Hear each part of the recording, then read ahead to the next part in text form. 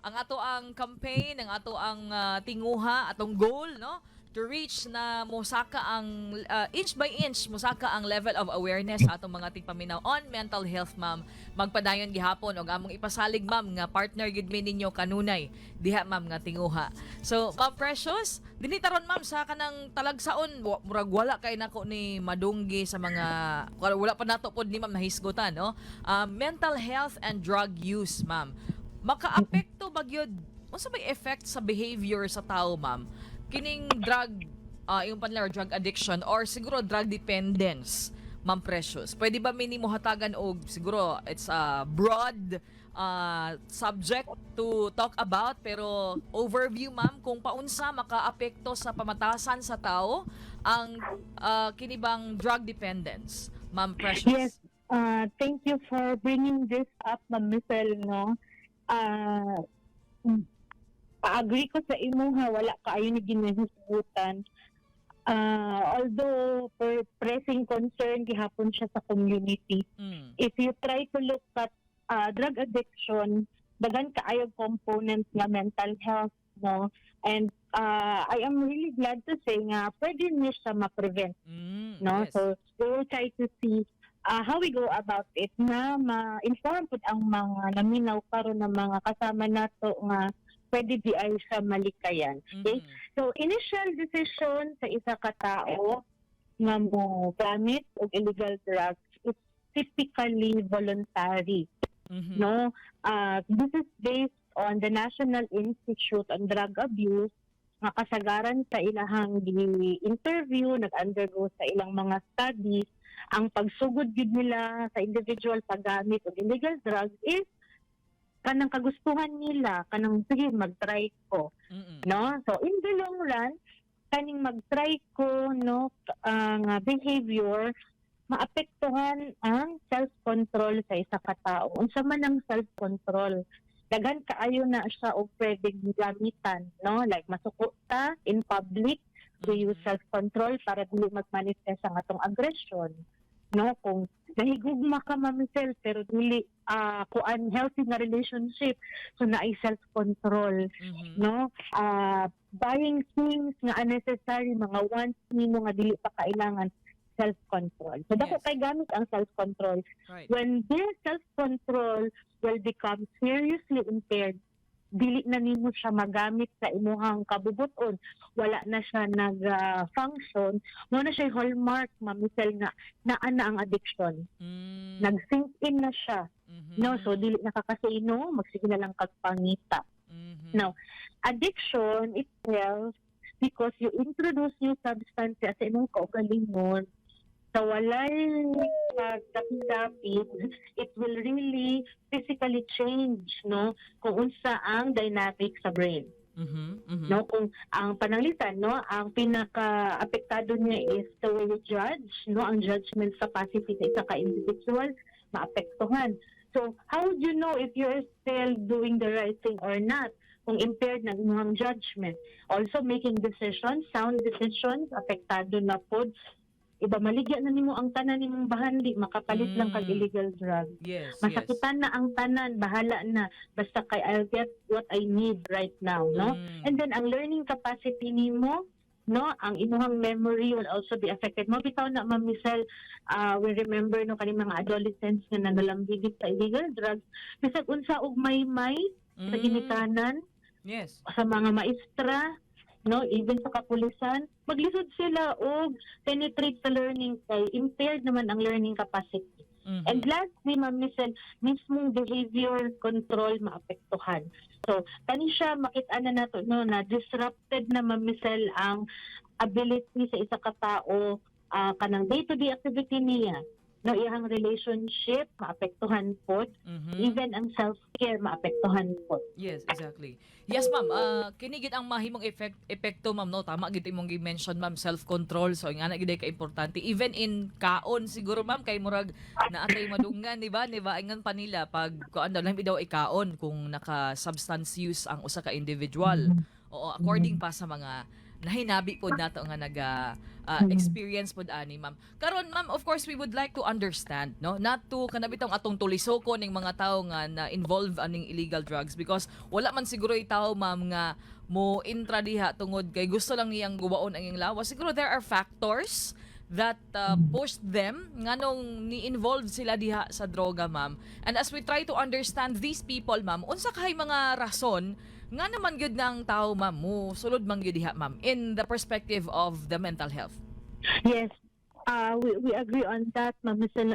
It just don't happen overnight.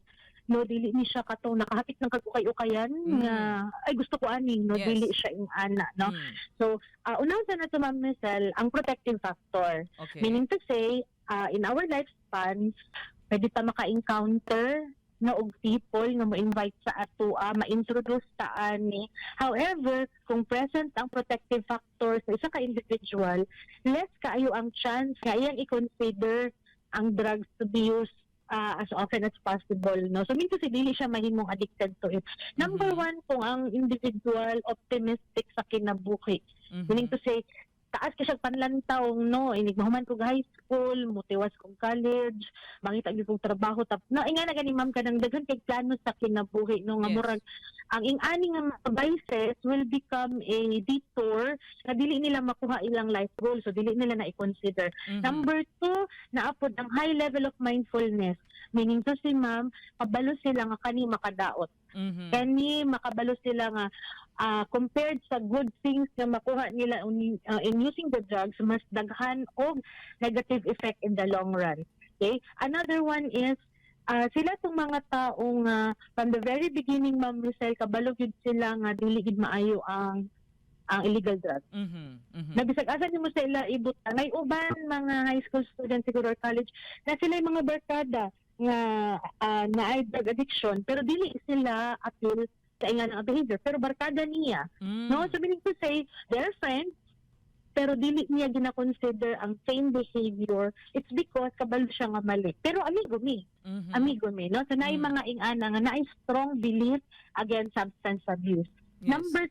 Number 6 siguro, no, ang ato ang kaning kagustuhan na to sama sa imong mamisel, di sila gusto nga masakit, di sila gusto nga maapektuhan ang ilahang kaugalingon. If we try to look at references on addiction, mamisel, countless, no, nga mga images sa MRI, brain scan, ang ginapakita dinha, no, gina-compare nila ug unsa ang healthy brain sa katong drug abuse, no, nga mechanism sa brain. So dako kaayo og kalabutan, Ma'am Michelle, ang protective factor para dili i-consider sa isa ka individual ang mag-abuse og ani nga drug.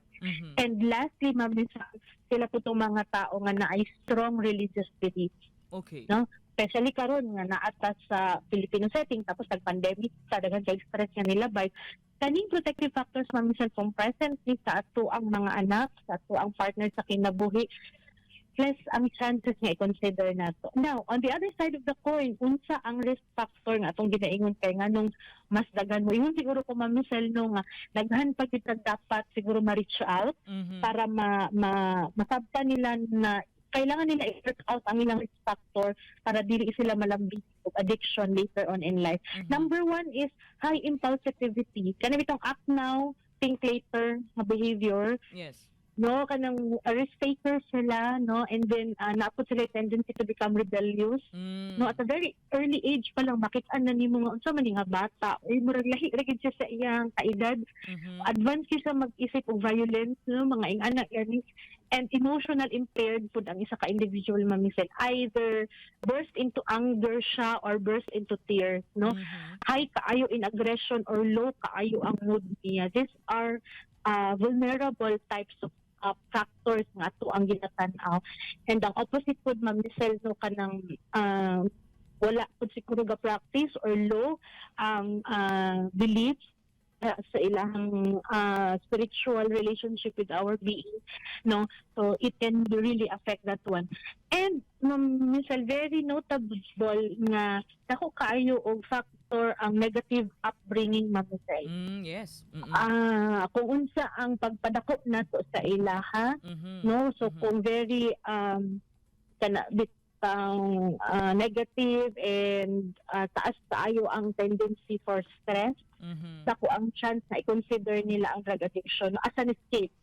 And lastly, siguro mamisel ang kung na ang individual kay na-diagnose of psychiatric disorder, Mm. they will also use drug use as an excuse to feel better, to feel happy, to regain whatever it is lost, no? So gamito nila nga excuse ang drug use.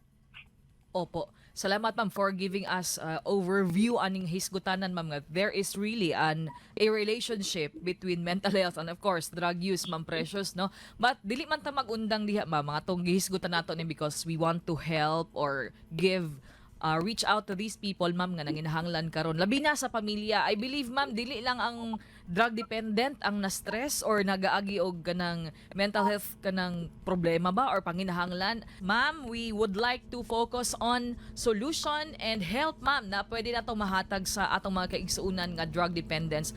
And we would like to send a message ma'am nga dili kinahanglan nga moabot tas panahon nga ipangtukhang ta or unsay mahitabo sa ato ma'am, there's still hope ma'am.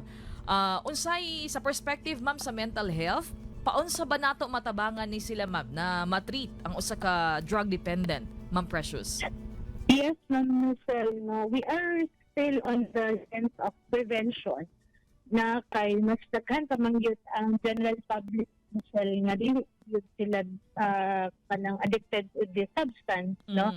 So pakusgan na to ang ato ang prevention, magsugod kita Ma'am Michelle sa adolescent stage, no? Kay kani nga mga stage ang vulnerable kaayo nga ma-pressure sa peers o kaya pod ma-influence sila sa ilahang mga kanang very persuasive friends na consider ang paggamit sa kaning nga illegal na droga, no? However, ang addiction, Michelle, no, labi na sa drug use, dako kaayo og role ang individual nga sila mismo naa sila switch on button nga sige gusto na ko magpatabang, gusto na ko mo consider og treatment, no, I am ready to stop this addiction, no, naa sila kaugalingon nilang decision para mas meaningful, mas effective ang ato ang treatment nga himuon, no? So ang addiction, Ma'am Michelle, ang drug addiction can be very well managed, no? Daghan na kay tag success stories nga mabasa ani online, Yes. na kung asa makita na to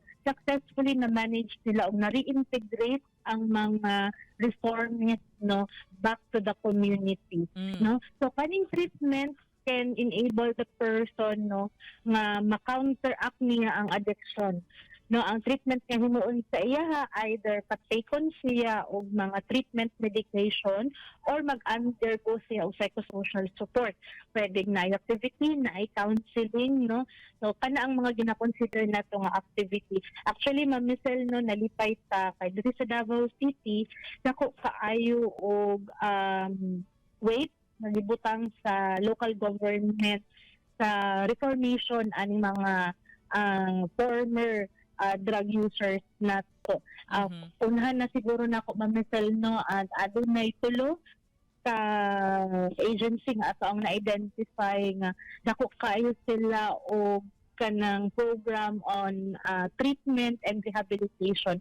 Number 1 diha, Ma'am Michelle, ang DCCRCD. No, na ani siya sa tubok kanitong Davao City Treatment and Rehabilitation Center for Drug Dependence. So kung natay family member nga willing na gusto na mag-reform, pwede na to dito dalahon, no, i-inquire na to ang ato ang mga services nila para sa ilaha. Yes. And then naapoy community-based rehabilitation program kanitong SIPRAP, no. So again, mga aftercare ni sila, Ma'am Michelle, I believe, and Davao City Anti-Drug Abuse Council or the PADAC. So kanyo sila, Ma'am Michelle, dako kaayo o kanang hallmark nga naan ni sila mutabang sa ato para sa prevention and aftercare ihapon sa ato ang family members nga ma-reintegrate sila sa community. So dako o components, Ma'am Michelle, nga ang individual mismo naa siya self-choice, no, o katong ato ang ipasaya sila nila earlier sa atong discussion, ang self-control, nagabalik na sa iyahan na okay, gusto na ko nga magbago, gusto na ko nga maghimo og kabag-uhan positively, no, sa ako ang addiction nga gina-undergo karon. Yes po. Ma'am, in the role of the family, of course, the community, I mentioned ma'am na atay mga rehabilitation centers, the government is on that track naman po, ma'am, no? How about sa family, ma'am? Na I believe in the Filipino family karon, siguro na-observe nato ang atong members sa family nga murag nag-use good siya, substance use siya, ma'am. So, how do we support these individual, ma'am? Unsaon nato pag una, support them, understand them, and then how to help them, ma'am, na and convince them na kung kinahanglan magpa-muagi gid ba og rehabilitation, ma'am. Mm-mm. Actually, Ma'am Michelle, no, it is really the family and community Mm. ang unang maapektuhan. Mm. Mm. No, sa pagkahitabuan ni pag diagnose na gyud nga naa na gyud addiction, no, apektado sila. However, pwede gyud na mo U-turn ang mga paghitabo because family ba na may ginaingon na to nga kung ang isa ka community are made up of various types of successful families na in the Mhm. community. Yes, ma'am. Ang family mismo sa patient has to show acceptance regardless sa kung unsa ka sakit, no, unsa ka kanang quote-unquote ulaw ang hitbo because mamisal na agi hapon stigma ang drug addiction di sa community pag makabalo ang mga Right. hilingan, no, Mm, community members. So we have to show acceptance. We also have to reconnect the relationship we have because at some point, because of the effect of the drugs, mag-withdraw ang family members sa family. Mm. Mulayo siya, mulayas, no, or dili na siya mupuyo diya sa inyo ha. Mm-mm. Kay consider niya nga threat ang family sa iyahang Yes. addiction. Mm-mm. It reconnect the relationship. And perhaps siguro pwede sa magtatabang o kanabitaw mga spiritual leaders sa Mhm. community, mamusel nga, pwedeng mutabang sa family o convince or istorya no, sa family member nga i-consider ang treatment. So, Mhm. kaning in-house treatment yun. Daghan man taog na encounter mamusel nga drug-related ang concern pero hindi na gusto ipasulod sa rehab. However, kung ang akto sa drugs na agihapon sa balay, like na ay iyaan nagagamit, ay Yes. agaw nagagamit, na makita ni hapon niya, Mm. taas ang chance na mo relapse. Yes. So, mao lang yun na encourage yun na so nga kung drug-related gani, isulod yun na to og rehabilitation para mag-detox yun siya. Yes. No, Yes. ma-sober yun siya, malimpyuhan yun siya. Mhm. No? So, family should also become kanang consistent support, source of support. Mm-mm. No, na ay panahon, Ma'am Michelle, kay ingon lagi sa ato ang reference no sa addiction center na dili sa tanang panahon ang treatment kay successful. Mhm. Taas man gud kaayo ang drug addiction o kanang bitang relapse ability Mhm. nga dako kaayo gud ang weight niya nga paggawa sa aning tawhana o makitaan gihapon niya, ma'am, ang access no sa drug, illegal drugs, posible nga i-consider gihapon niya. Mao na nga consistent support gikan sa family has to be there. Mhm. And kailangan to sa family i-introduce niya ang health and living activities perhaps no diha sa family. At then, ma'am, sir, yung role sa family, ma'am, given nga ang family member nga drug user di ka na og rehabilitation. Mhm. Mhm. No, so kailangan mo sulod sa gid sa og rehab, mag-detox siya, ma'am, Yes, yes. and then ma-reintegrate sa balik sa family o sa community. Yes, ma'am. Ma'am, thank you kaayo, ma'am, for this kanang lahi, no, pinasahi nga impormasyon on mental health. Sama sa ato ang introduction ganina, ma'am. We know mental health is important pero ang relationship ani no sa nagapanghitabo karon sa palibot, particularly on drug use, medyo seldom kay nato may hisgutan. And thank you for this time, ma'am. Sa atong mga tigpaminaw nga nanginahanglan og tabang or whatever na advice or whatever, ma'am, na nga related sa mental health, ma'am Precious, pwede ba minimo hatagan, ma'am, og contact number or asa ba mo pwede ma-reach out, ma'am, sa mga nanginahanglan og mental health or sa mga dunay mental health need, ma'am Precious? Yes, Ma'am Michelle, no, once again, daghang salamat sa RMN, the XCT for giving this a platform no para mapadayag na to ang ato ang services. So magsugod siguro ko sa mental health related lectures nga pwede na to himuon sa barangay. Mhm. Shout out na po sa to ang mga barangay constituents nga reach out sila sa PMHA kay libre na mo inhatag sa inyo ha. Wow. Sagot lang ta sa details. No, we can Mhm. also talk about prevention on drug addiction and other forms of addiction, Ma'am Michelle. Kaya Mm. daghan kaayo forms of addiction, dili Yes. lang drugs, no, kanin. But in shopping, Ma'am Michelle, very familiar tayo na Shopping? karon, no? Shopping, ma'am? So, lectures on mental health, mag-message sila sa Facebook page, Mm-mm. Philippine Mental Health Association Level Chapter, para po sa ato ang Solution Center, Psychosocial Support, Counseling, and consultation with a psychiatrist. Mm-mm. Pwede sila reach out sa ato ang number na 0906-586-7136. Mhm. Ma'am Michelle, before I go, no, ang addiction, Ma'am Michelle, is a choice that we can avoid. Yes. No, kung taas yun ang resemblance sa values, strong faith, stable social support, Mhm. family involvement, kung capacitated ang ato ang resilience, I think we can do more, no, rather than considering addiction, no, to be part of our system. Dapat sa pandemic, Ma'am Michelle, ato ang i-maximize ang atong potential as people. Dili ta mo consider mga behavior na makadako sa. I hope na yung meaningful lang ato ang mental health advocacy this morning.